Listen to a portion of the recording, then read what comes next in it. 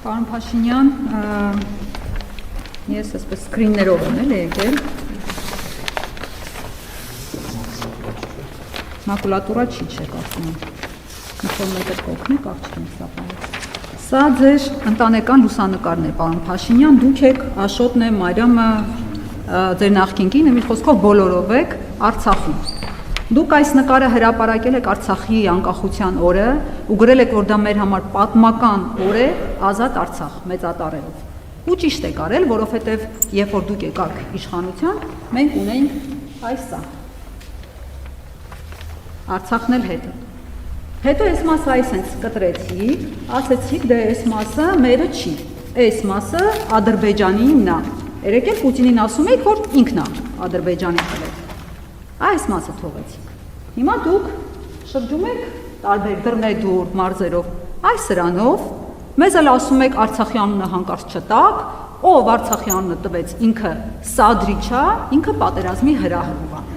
Ու Ալեն Սիմոնյանն էլ ասում է, ինչ է ուզում եք հարձակվեն մեր վրա, Երևանից մի հատ ուջուրիկ բան թողեն, մեզ բոլորիս արգելում եք Արցախի անունը տալ, ձեր խոսույթը հարմարեցրել եք այնպես, որ Ալիևը ձեզանից գոհ լինի։ Ու հատուկ Ալիևի համար դուք ունեք հետևյալ վիդեոն։ Ես հիմա միացնեմ այդ վիդեոն կարճել։ Մեր սահմանը էսա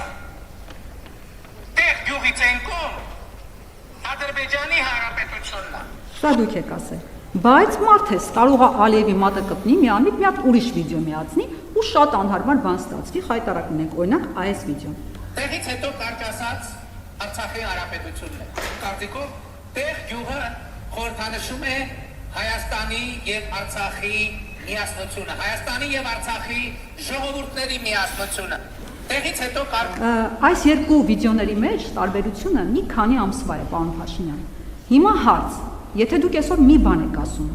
վաղը լրիվ հակառակ բանն եք ասում, ոնց ձեզ հավատանք, որ վաղը չէ մյուս օրը, արդեն ոչ թե սրանով դուք կշրջեք, այլ այստեղից, ասենք, այս Սյունիքի հատվածը այսպես կտրած կլինի, այստեղ Գեղարքունիքի մարզը կտրած կլինի, Սևանա լիճը արդեն տված կլինի Ալիևին, այսպես sense պատրած կլինի, ու այս հրաշած արդեն քարտեզ այսպես կդնեք դոշին, ու կասեք դե ժողովուրդ ջան, այս 16000 քառակուսին է մերը, դրանից ավել մենք չունենք։ Եվ երկրորդ հարցը վախկոտ գեներալների հետ կապված։ Դուք հայտարարում եք, որ մեր գեներալները վախկոտ են։ Ինչ եք դուք ուզում, որ մեր երեխաները, մեր թոռները հպարտանալու ոչ մեկին չունենան, այսպես ջնջոցը վերցրած ջնջեք մեր հերոսներին, մարդկանց։ Այսօր Եռաբլուրում կրված տղերքից մեկը ասում էր, որ դուք հրամայել եք, որ նոյեմբերի 5-ին դիրքերը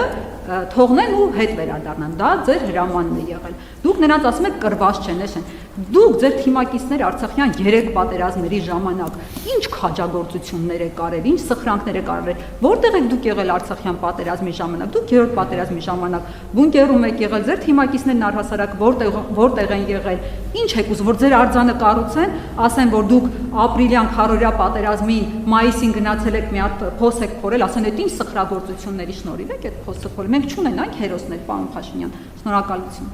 Ավարտեցիք, կարելի է ձերն առաջ քարտեզը կտորել։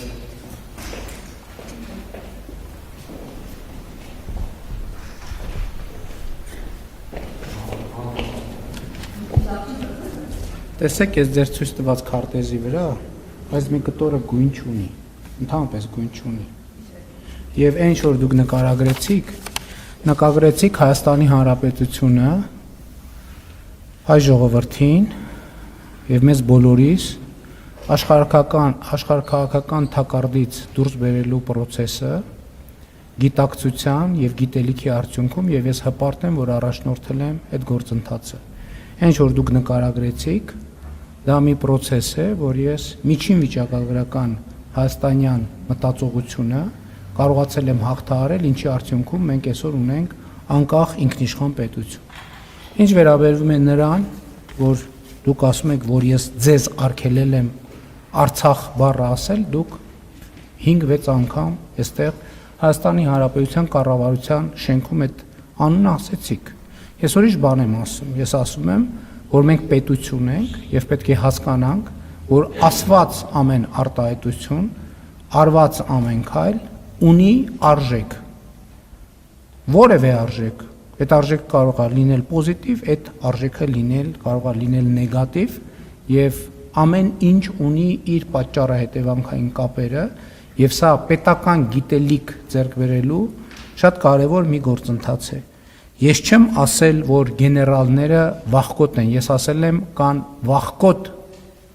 գեներալներ եւ դասալիքներ եւ այո նրանցից շատերը դատվում են, մյուս մենք ունենք թալանչի գեներալներ, որոնք անցնում են ապօրինի գույքի գործով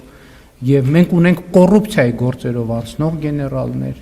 եւ գեներալի ուսադիրը ոչ մեկին ընդհանրապես ես կարծում եմ, որ մենք հերոս բառը պետքա շատ զգուշ օգտագործենք, որովհետեւ այնքան օգտագործել ենք այդ բառը, որ ըստ էության ստացվում է, որ մենք իրական հերոսներին լղոզել ենք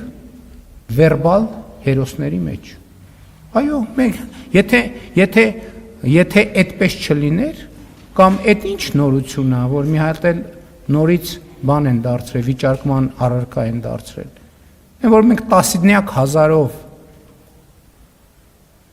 մարտական առաջադրանքը կատարելուց հրաժարված մարդիկ ունենք, այսինքն այդ էլ պետք է ումից ենք թաքցնում, ուզում եմ հասկանամ, ումից ենք թաքցնում։ Այն որ որևէ ժամանակ որևէ ստորաբաժանում ի տարբերություն 44-օրյա պատերազմի, ներողություն 4-օրյա պատերազմի զենքի ոչ մի պակաս չի ունեցել։ Այդ փաստը պետք է առերեսվենք, թե չէ։ Ոչ մեկը որևէ զենքի պակաս չի ունեցել։ Ես նախորդ անգամ էլ ասի 2023 թվականի իրադարձությունների ժամանակ անվտանգության խորհրդի նիստում քննարկում ա եղել եւ բնականաբար մենք տեղեկություններ ունեցել ենք, թե սեպտեմբերի դրությամբ Ղարաբաղի դիրապետության տակ ինչ զենք զինամթերք ա եղել եւ ինչ հատվածն ա մտել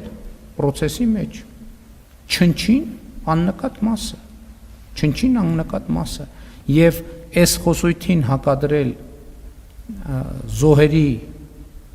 գործոնը կներեք այդքան է պրոֆեսիոնալ չի, ես բոլոր զոհերի առաջ ծնկի եմ գալիս եւ խոնարհվում եմ, բայց դա մեկը մյուսի հետ կապ չունի։ Նոյեմբերի 5-ին գիտեք ինչ, այդ խոսույթները, գիտեք, մարդիկ թող իրանց փախնելը, թող իրանց ճողոպրելը չկապեն իմ հրամանների հետ։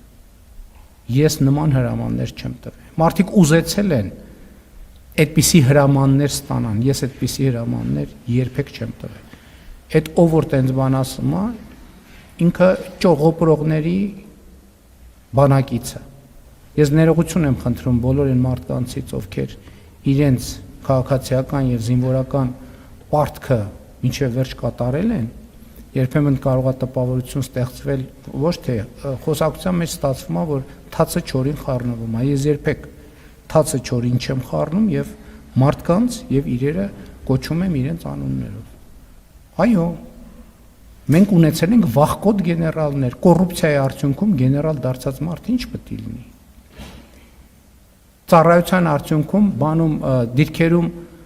բանի պահածոների բանկաները կախել են, իրանց դղյակները Երևանի կենտրոնում սարքել, չգիտեք, այսինքն ինչ բա դուք էլ ուզում եք մեր երեխեքին խաբենք եւ այդ մարդկանց, որոնք ոչ իրենց ֆիզիկական ֆորմայով կամ ընդհանրապես այդ զինվորականի տեսքա, փորները 3 մետրը դեմը գցած գեներալը ո՞րն է։ Այդ զինվորականի տեսքա ընդհանրապես։ Լուրջ եք ասում։ Այսինքն դասեք նախ սուրեմ էլի զինվորական ծառայություն ուրիշ բան է, զինվորական ծառայությունը պետք է ստանդարտ ունենա։ Զինվորականը պետք է ֆիզիկական պատրաստության որոշակի ստանդարտի համապատասխանի։ Բա որ հետո մարդկանց հետ բաներ են տեղի ունենում, ասում ենք ինչի են տեղի ունեցել։ Որտեղ մարդիկ կամ ֆիզիկապես, կամ հոգեբանորեն պատրաստ չեն դրան։ Պատրաստ չեն լինում։ Ես պնդում եմ, որ մենք ունեցել ենք եւ հեսա ընթացքում կպարզվի, մարդիկ եկել են Ղարաբաղից ստեղ բան են լնում, կներեք արտահայտությանց տղամարդամիշ են լնում, բայց բան են եղել 44-օրյա պատերազմի ժամանակ նրանց պատմությունները, որ ուսումնասիրում են, մեկը խոճապ տարածող ա եղել, մեկը դասալիք ա եղել, մեկը որդուն դիրքերից փախցնող ա եղել։ Այդ հիմա հեշտ է օպերայում գալ կանգնել դոշ ծեծել։ Կպարզվի, ում որ կպարզվի, հերթով անունները կտանք։ Հերթով անունները կտանք եւ կդատվեն այդ մարդիկ։ Շնորհակալություն։ Եվ ես հույս ունեմ, որ Հայաստանի դատական համակարգը այդ մարդկանց հետ կվարվի այնպես, որ իրանք որ կոչմանը արժանի են, գան այդ կոչմանը հարցնեն, այսինքն շարքային։ Նրանք պետք է այդ կոչումներից զրկվեն, որովհետև այդ ուսադիրները կրելու իրավունք չունեն։